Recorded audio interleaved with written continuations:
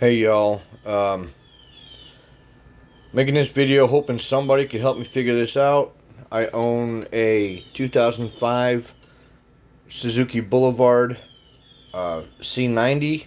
Um, I just had the whole top end of it rebuilt, and I was riding it for, I don't know, 3-4 days, and everything was going good. And now she don't want to start, and I am so darn confused. And the only way that I know how to relay what's going on is to actually make the video. So here, turn the key on.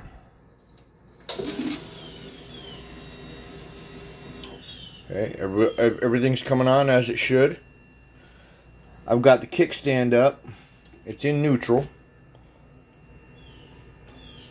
Of course, gotta have that clutch in. I'm not even thinking.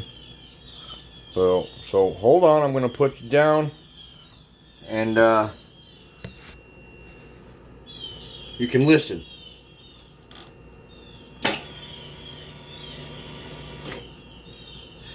That click, that's all I'm getting.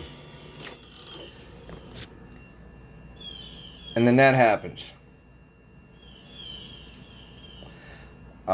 I know the FI, according to the book, stands for fuel injectors.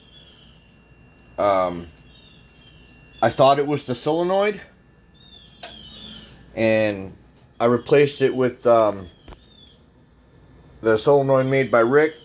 You know Rick's, I don't know, auto whatever, Rick's Auto Sports.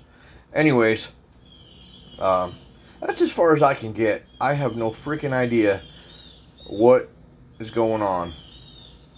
I'm hoping somebody out there can help me figure it out.